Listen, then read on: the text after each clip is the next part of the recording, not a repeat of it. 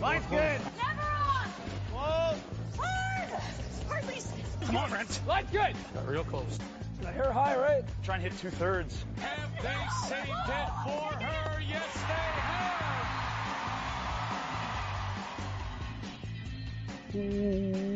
have. Welcome to Game of Stones, everybody. I am Sean Graham Scott, on site, sort of, in Kingston. How you doing, Scott? Sort of, yeah. It was a long day, Sean. I was supposed to take the Via train, and with all the cancellations and stuff, my times got changed. Right. Which I noticed last night at 11:30. So I ended up driving to Oshawa, taking the GO train, and I got back here to Kingston about 8:30, 8:45. Okay.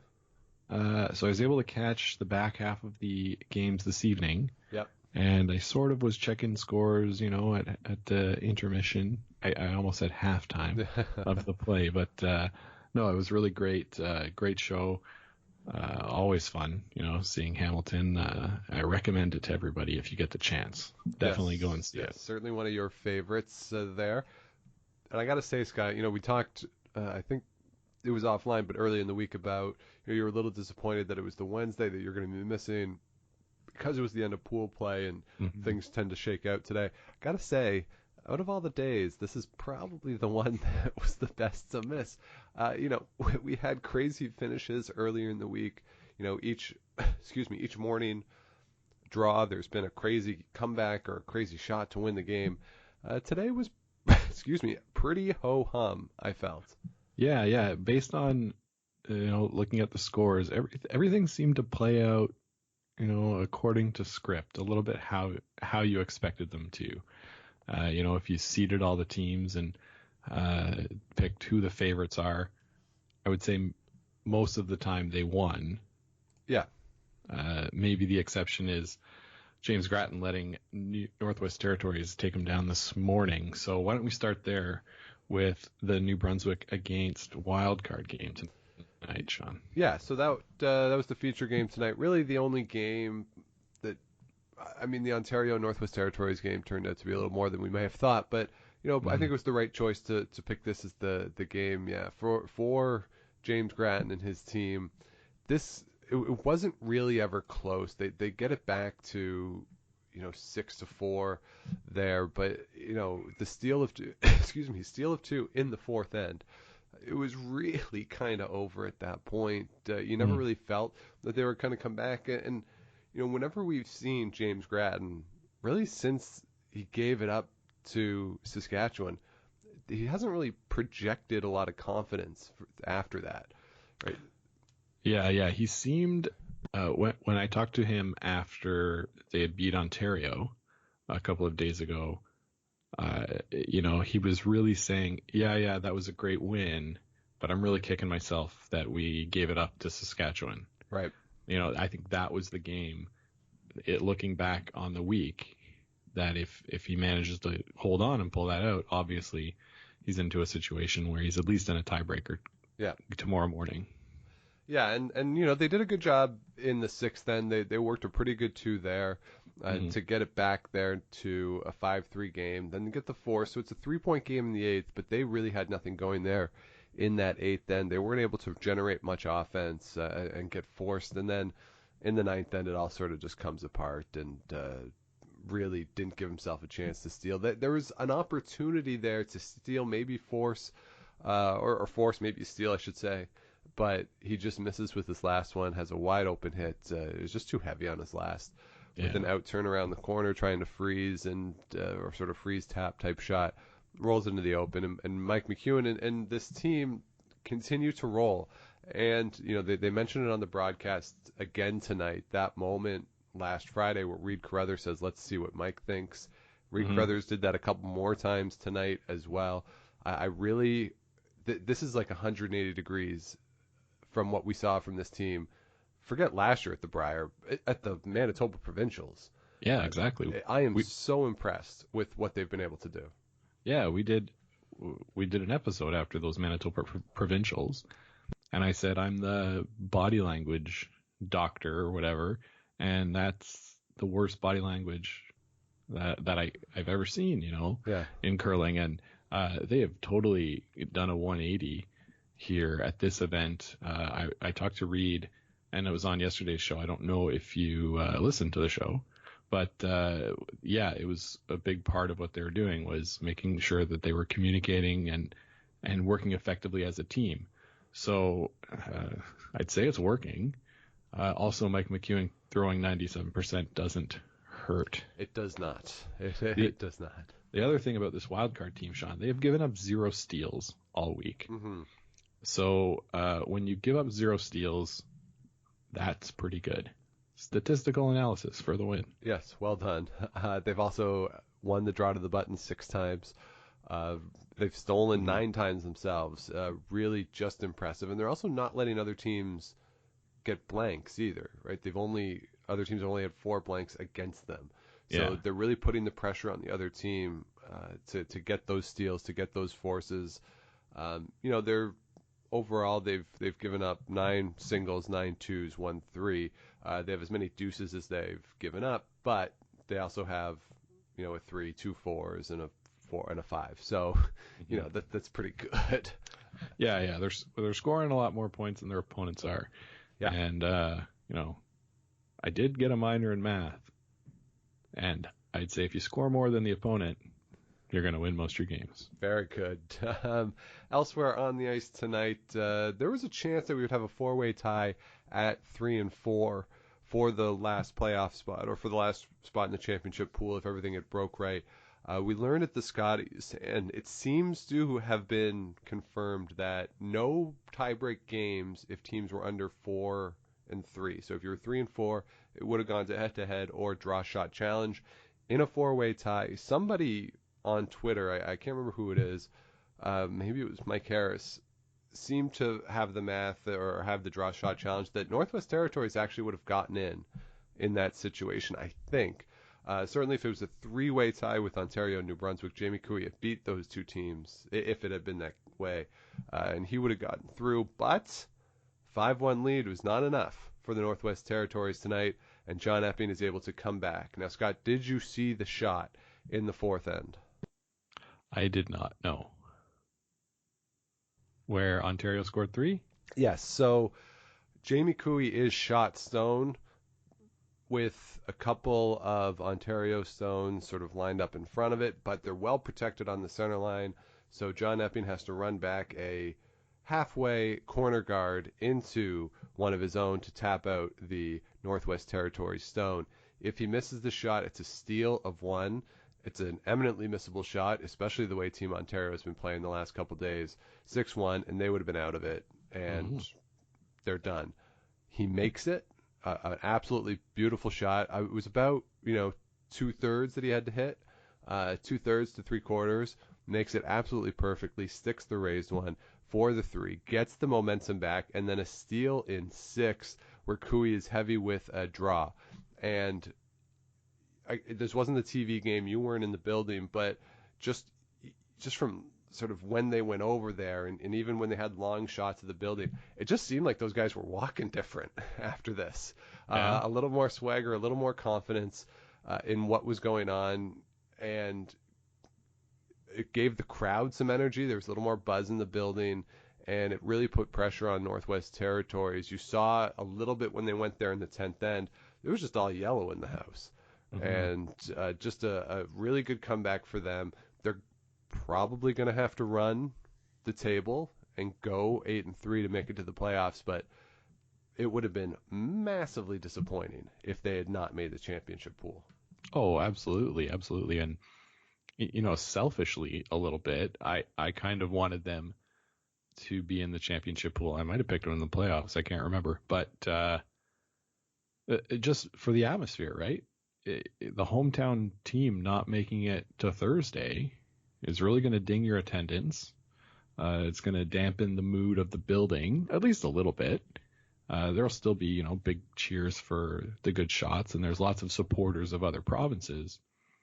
But having the home province there, it's going to make the next 2 days a lot more exciting. Oh, no question. It's yeah, it's going to keep the crowd into it. Hopefully, too, for the crowd and for the organizing committee, they can win a couple tomorrow and keep themselves in it. If they lose 2 tomorrow, then the sort of the energy's gone from that. But as we look, then that put, of course, a wrap on Pool A tonight. And I think, Scott, at the start of the week when we looked at it, we thought there'd be 4 teams out of this pool, and the 4 that we thought is what we're getting. Maybe not in the order we thought, but I think in the preview we said these 4, maybe BC, maybe New Brunswick could sneak up and get a spot. But I think no surprises here.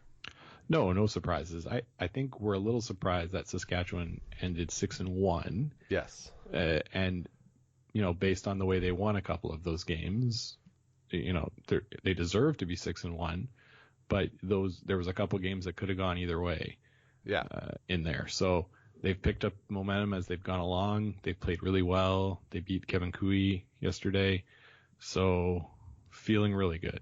Yeah, I think they were full fare for the win against Yukon tonight, and against Ontario as well. And Jamie Cooey, that game was good. New Brunswick, British Columbia, and Canada, you could look at some unforced errors from the other team. But again, as I said last night, when you get those, you have to take advantage of them, and they've done that. So full credit to them, 100%. So they're going in a really strong position for Matt Tunstone and Team Saskatchewan. So let's shift over then to Pool B, where again we had 4 teams at the start of the week that we thought would get through.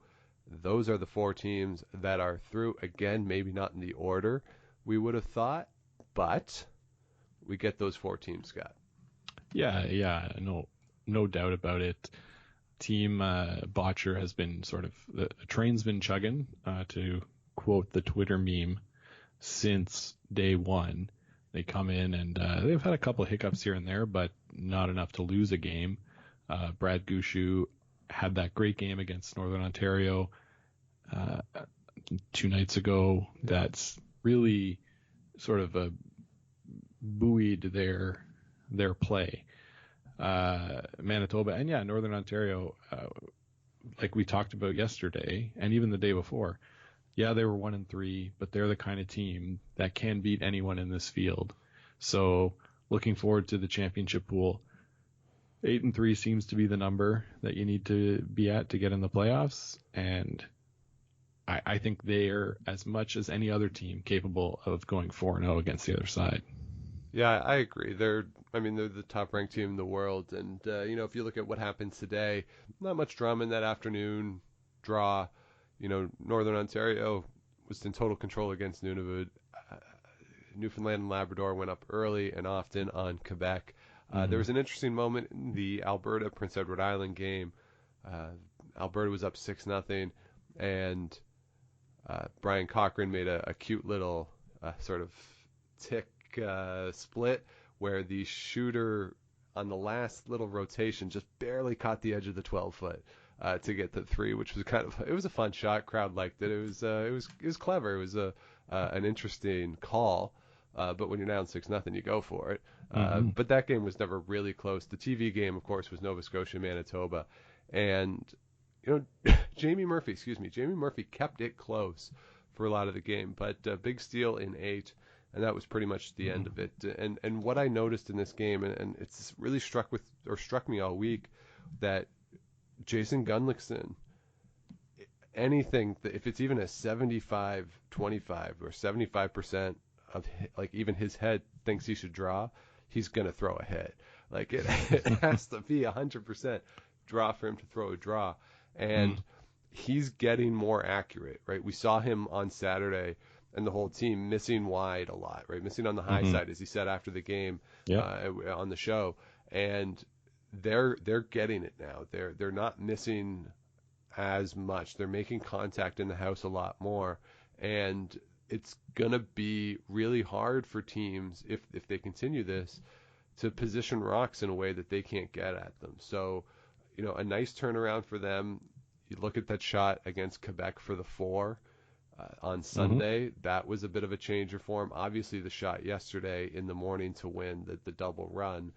He's had a couple beauties, and I don't know. I would love to see a game where it's him and Morris, because I don't know who talks more out there. Like, they both have just a running commentary of everything.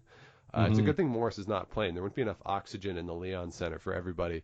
People would suffocate with all the talking between those two. Yeah. But it's, it's nice to see. He's obviously having a good time, and they're playing well. So obviously the strategy for other teams, though, is going to be to make him and make them draw as much as possible. But they're just so accurate right now. It's going to be hard to do that. Yeah, exactly.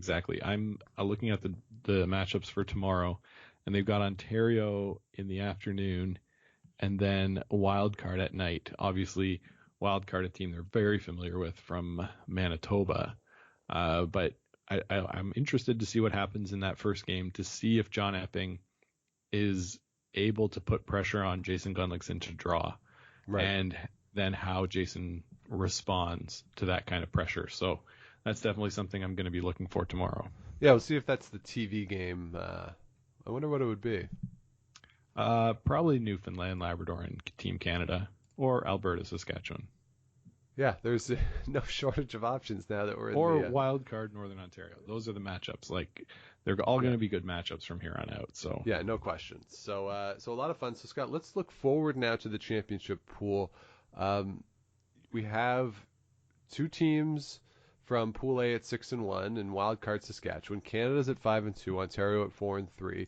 Out of Pool B, Alberta 7-0, Newfoundland Labrador at 6-1, then Manitoba 5-2, Northern Ontario 4-3. So obviously you would take those four teams of Alberta, Newfoundland, Wild Card Saskatchewan as being in the advantageous position because they have a one-game lead on everybody else. Mm-hmm. Now, Newfoundland and Labrador and Wild Card Saskatchewan, they're going to play, right? So people That's are right. going to be dropping, right? Alberta might not, potentially, but between the three who have won, someone, at very least one of them, will drop. So who do you think out of the bottom four, quote-unquote bottom four, has the best chance to bring people back to them, and who do you think could scoop up those playoff spots? Well, looking at those, the bottom four, as you say, I'm going to have to say Kevin Cooey and Team Canada are as good as anybody if they're on, and Brad Jacobs as well. I think Brad Jacobs can go 4-0 and make it into that playoff position. Obviously, it's not going to be easy, but they have already played Alberta and Newfoundland Labrador, so two of the top teams there. I guess everybody's played everybody, but like in the top. But I'm saying like Saskatchewan and Wildcard as 6-1 teams, I don't think of them as being quite at the tier where Brendan Botcher or Brad Gusher are playing right now. No, I think I agree with you on that. That Northern Ontario and Canada are probably the two biggest threats out of those four. The interesting thing about it, though, is if Brad Jacobs goes 4-0, that means he will have dropped Kevin Cooey down to 3 losses in the process. Mm-hmm. And while that would also involve Wildcard Saskatchewan dropping to 2, he's going to need help from other people to bring those guys back to him, or for them to bring Gushu back to him. So the math right now is great if he goes 4-0, but going 4-0 on his own doesn't bring enough people back to him. So he is going to need things to break properly. But these guys are so even and the field is so good that I'd be stunned if 8-3 doesn't get you something. And I think 7-4 you might still have a chance at a tie break. I don't know in a field that's this top heavy if the 4-loss team is going to be able to make it. There is this sort of scenario where Alberta sweeps and then wild card 3-1, Saskatchewan 3-1, something like that. Maybe, but I don't think there's any way that 7-4 gets there. I think it's got to be 3, and even at that, you might not get it. Yeah. But that again, that's what makes it really, really interesting, right? Like, if Alberta runs the table, say, right, then that puts everyone in A at one more loss, right? So that would put Cooey at 3, Saskatchewan wildcard at 2, still having to play Northern Ontario and Newfoundland, and like the permutations to this are kind of crazy.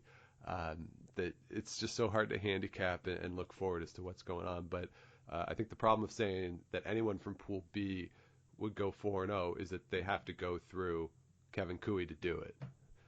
Yeah. And I would find it hard to believe that Kevin Cooey goes 2-2. They're too good for that, I think. You'd think, but also Team Wildcard, the way they're playing right now, their only loss was to Kevin Cooey on a Cooey, like a great shot. So the way they're playing right now, maybe nobody can beat them. It's a lot of great teams. It's what we thought would happen. Yep. So in a way, sort of predictable, but in a different way than we thought it would happen. Like it's not in the order we thought. It's sort of more wide open for anybody that's in this championship pool. I would have to say the way John Epping is playing plus their record makes me very doubtful that they can do anything. And Saskatchewan and Manitoba, they seem to be benefiting from some mistakes from other teams, also playing very well on their own. Yep.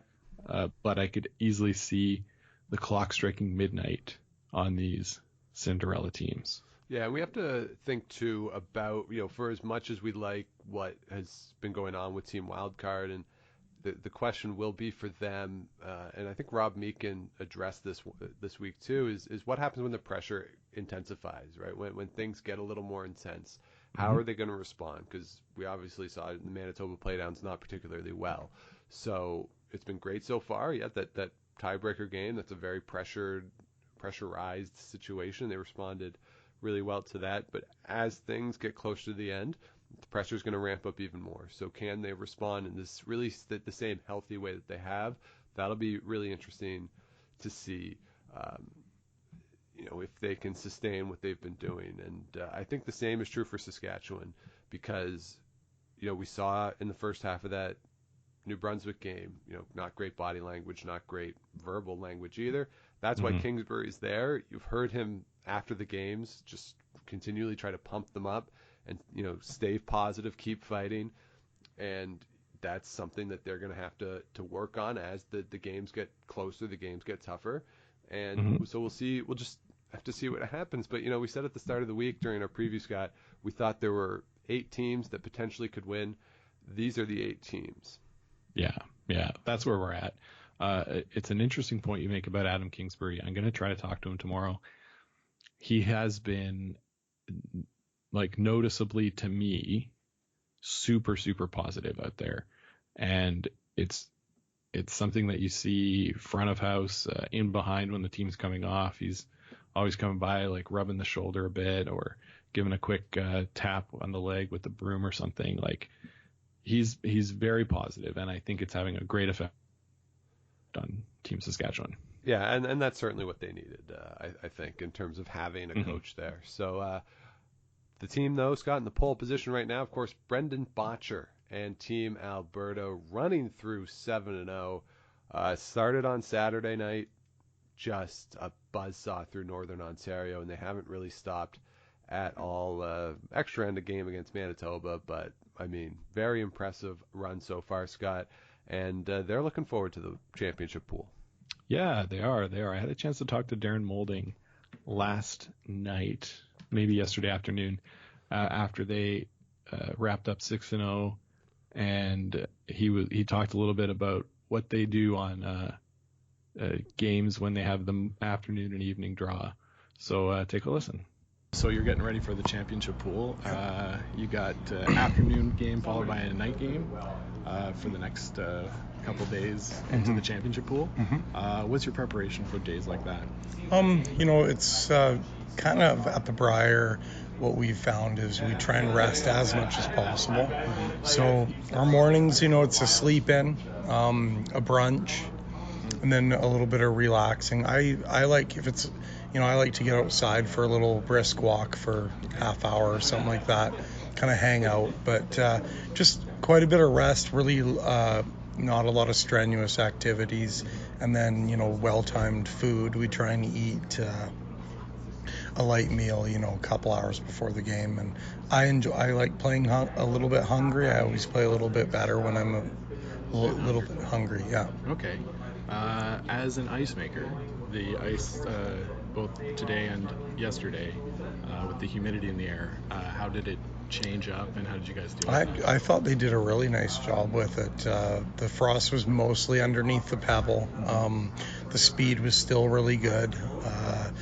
Tonight we had a little more curl than we'd been seeing, but it was very readable and very nice surface to play on. Right on. And with the crowds getting bigger as the weekend goes and some support behind your team, what's that like for you guys as players? Well, the fans are fantastic. The atmosphere is great here in Kingston, and it seems like we've got a little bit of support in the crowd, which is always nice to hear some cheers when you make a shot or when you get to have a good end or whatever. So, yeah, we're enjoying that. So there's Darren Moulding. Interesting comments as they get set for the championship pool. 7-0. Ain't nothing wrong with that. Yeah, you could do a lot worse. So Scotty, back in the arena tomorrow, but Vic pulled his magic. No tiebreakers. Everybody gets to sleep in. Kathy Gauthier the happiest woman in Kingston right now. Mm-hmm. I'm the happiest guy.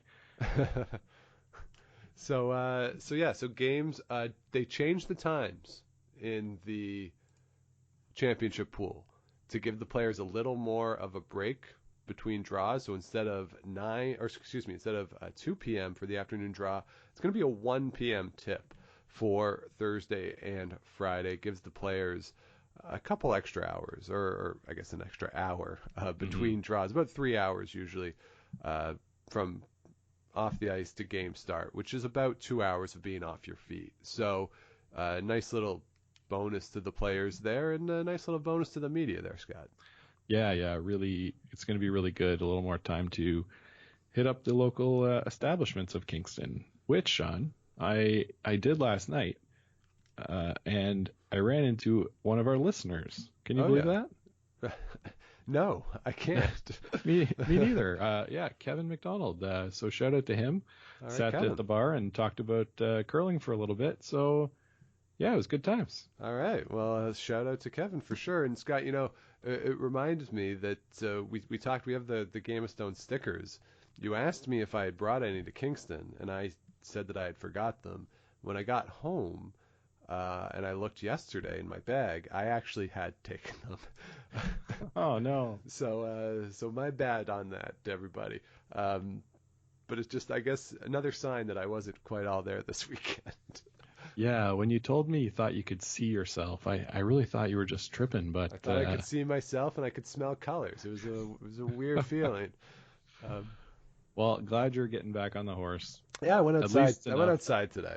So. Well, at least enough for these conversations. So yeah, so this was fun, getting ready for the championship pool. It's been great, with past events. Vic is all in on this format. I'm all in this format now too. Brian Cochran's team, they were way more fun than I thought they would be going into the week. It was great. The Quebec team, fan favorite. That was super fun to see them there all week. I really, Jamie Cooey is always a pleasure. It's always fun to see people like James Grattan and Jimmy Cotter, Thomas Scoffin. That he's going to be good if he continues to play, and if the team sort of shores up around him a bit. And I'm a Jamie Murphy stan, so it's fun that those teams are there. Mm-hmm. I love that TSN showed them. They had close games. They were competitive, and now though it feels like this is like. This is the thoroughbred part of the race, like we had the nice appetizer and now this is the entree, and the weekend's going to be the dessert. Like this is where it gets really good, I think. Yeah, you're right. Part of me wonders if Jamie Cooey is like sad that he lost, or is he kind of like, well, now I don't have to stick around for a few more days and he's gonna stick around. Well, and get killed by these other teams. But it's the wheat from the chaff, the cream rising to the top, some other labored metaphor. whatever you like.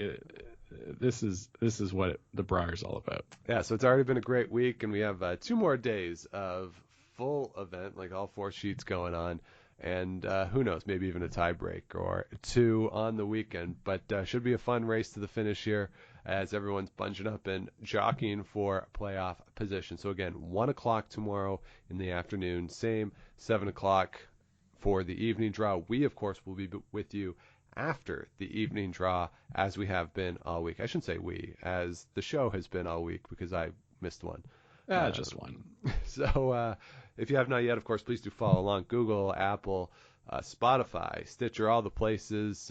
Follow along on social media as well. Game of Stones Pod at Instagram and Twitter. And you can email the show, gameofstonespodcast@gmail.com, if you have anything you want Scott to ask any of the players. Of course, at this point in the week, tends to be more of like the serious curling stuff. Yeah, well, I might find reason to ask somebody about their shoes or why they wear their baseball cap a certain way. Yeah, but they'll only go for that after a win. Yes. You can't ask that after a loss. Oh, yes, I know quite well. So Scott, you said you're hurting from the drive and those tight seats. Head down to the hot tub, get your soak on, buddy. Will do. And enjoy the games tomorrow night, or tomorrow all day. Yeah, they should be pretty good. And we'll talk to you tomorrow night. We'll talk with everybody tomorrow night. Thanks for listening, and until we speak again, keep your brooms on the ice and don't dump that intern. Make the final.